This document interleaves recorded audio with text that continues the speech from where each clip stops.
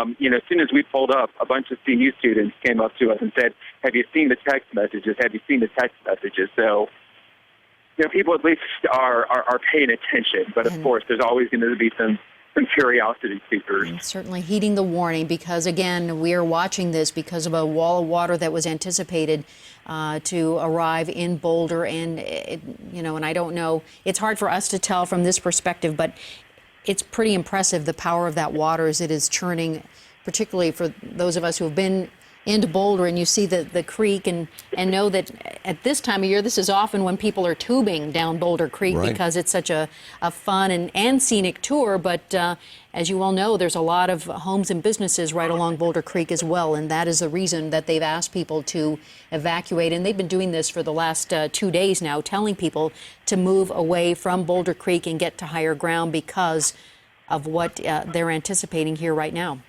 And another example of the power of all of this, so many people here like to go whitewater rafting and like to go tubing and have been in some pretty intense rapids. I've been on the Snake River whitewater rafting, and this far exceeds, even the most intense of rapids.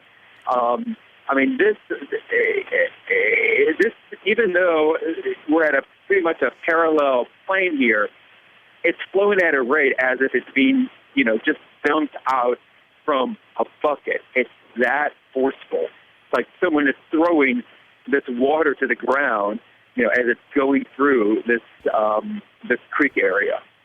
Tell us about the sirens. Now, those went off earlier tonight. Those were all the mandatory evacuations. You need to get away from that area. Are you still hearing anything like sirens or seeing emergency vehicles shooing people away? Not at this point. The area where I am now is a designated safe place. So we're outside of that perimeter. But when the sirens were going off, it was a flash flood warning, seek higher ground. Immediately, we didn't see really anyone driving around telling people to get out of the way. This is a bit of a different notification because it's going to, I think, as you've been reporting, 4,000 specific phone numbers. So it's a little bit different because this is, certainly a much more concentrated warning system.